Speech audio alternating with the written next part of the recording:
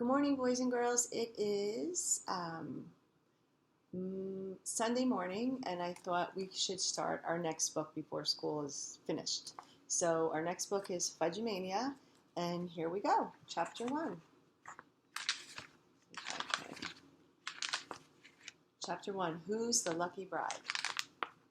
Guess what, Pete? My brother Fudge said. I'm getting married tomorrow. I looked up from my baseball cards. Isn't this kind of sudden, I asked, since Fudge is only 5? No, he said. Well, who's the lucky bride? Sheila Tubman, Fudge said. I hit the floor, pretending to have fainted dead away. I did a good job of it because Fudge started shaking me and shouting, Get up, Pete. What's with this Pete business, I thought. Ever since he could talk, he's called me Pita. Then Tootsie, my sister, who's just a year and a half, danced around me singing, Up, Pete, up. Next, Mom was beside me saying, Peter, what happened? Are you all right? I told him I was getting married, Fudge said, and he just fell over. I fell over when you told me who you were marrying, I said. Who are you marrying, Fudge? Mom asked, as if we were seriously discussing his wedding. Sheila Tubman, Fudge said. Don't say that name around me, I told him, or I'll faint again. Speaking of Sheila Tubman, Mom began, but I didn't wait for her to finish. You're making me feel very sick, I warned. Really, Peter, Mom said. Aren't you overdoing it? I clutched my stomach and moaned, but Mom went right on talking. Buzz Tubman is the one who told us about the house in Maine. M-A-I-N-E spells Maine, Fudge sang. Mom looked at him, but didn't even pause. And this house is right next to the place they've rented for their vacation, she told me. I'm missing something here, I said. What house? What vacation? Remember we decided to go away for a few weeks in August? Yeah, so we got a great deal on a house in Maine. And the Tubmans are going to be next door. I couldn't believe this. Sheila Tubman next door for 2 whole weeks? 3, Mom said.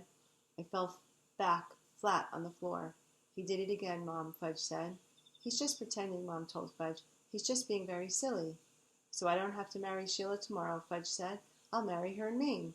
That makes more sense, Mom said. In Maine, you can have a nice wedding under the trees. Under the trees, Fudge said. Tease, Tootsie said, throwing a handful of gummy bears in my face. And that's how it all began. Okay, Chapter 2. Pete and Farley. That night we went to Tico Taco for supper. I wasn't very hungry. The idea of spending 3 weeks next door to Sheila Tubman was enough to take away my appetite. I wish the Tubmans would move to another planet. But until that happens, there's no way to avoid Sheila. She lives in our apartment building. We go to the same school. I kind of groaned and Dad looked at me. What is it, Peter? Sheila Tubman, I said. What about her, Dad asked. We're getting married, Fudge said, his mouth full of chicken and taco shell. I'm not talking about your wedding, I said. I'm talking about spending 3 weeks in Maine next door to the Tubmans. It won't be as bad as you think, Mom said. You don't know how bad I think it will be. Sheila's older now. She's finished 6th grade, same as you.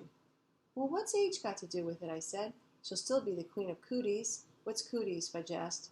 When I didn't answer, he tugged on my sleeve. What's cooties, Pete? Since when am I Pete? I asked, shaking him off. Since today, he said. Well, I prefer Peter, if you don't mind. Pete is a better name for a big brother, and Farley is a better name for a little brother. I figured that would shut him up since his real name is Farley Drexel Hatcher, and he's ready to kill anybody who calls him that. Don't call me Farley, he said. Then he really let go and he yelled, I'm Fudge! The waiter, who heard him from across the room, came over to our table and said, Sorry, we don't have any tonight, but we do have mud pie, which is almost the same thing. Dad had to explain that we weren't talking about dessert, and Mom added, We never eat dessert until we finished our main course. Oh, the waiter said. But before he had a chance to get away, Fudge looked up at him and said, Do you have cooties? Cooties, the waiter asked. For dessert? He looked confused, especially when Tootsie banged her spoon against the tray of her baby seat and sang, Coo-tea, coo-tea. I could tell Fudge was about to ask the same question again, but before he had the chance, I clamped my hand over his mouth. Then Dad told the waiter we didn't need anything else right now. The waiter walked away, shaking his head, and I took my hand away from Fudge's mouth. As soon as I did, he was back in business. What's cooties?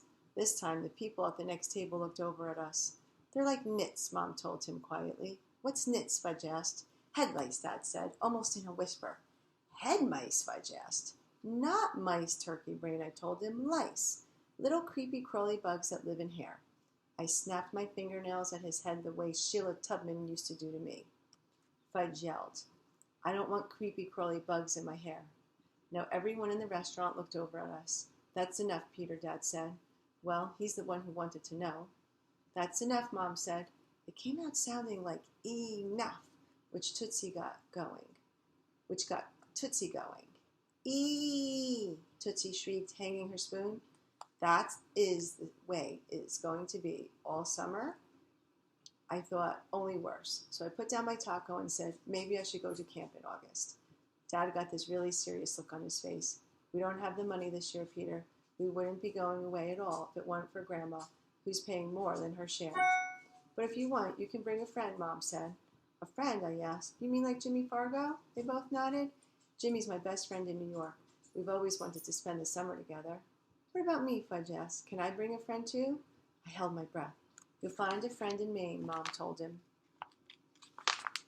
Suppose I don't, Fudge asked. You're getting married, I reminded him. Does that mean I don't get a friend, Fudge asked. Of course not, Mom told him. I'm married and I have friends. Daddy's married and he has friends. What about Uncle Feather, I said. Uncle Feather is Fudge's minor bird. He's your friend, isn't he? I can't play with Uncle Feather, Fudge said. He's not that kind of a friend, and I can't marry him either. If he was a girl bird, it would be different. People don't marry birds, I told him.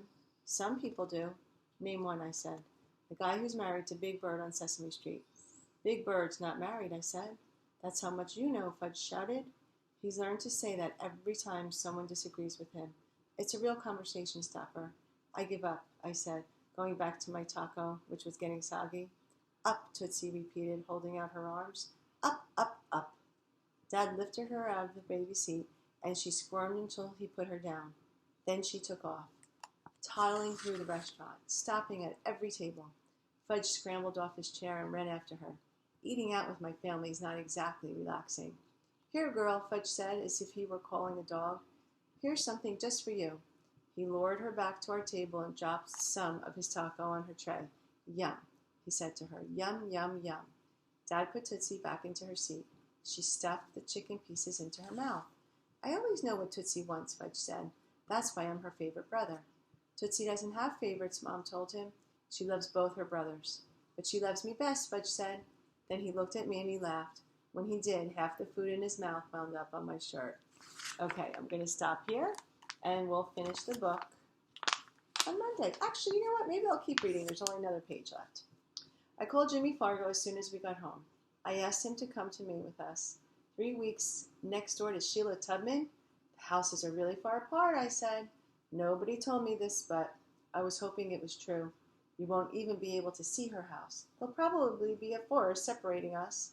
When he didn't say anything, I added, and don't forget, Sheila's scared of dogs, so we can get Turtle after her any time she tries to give us trouble.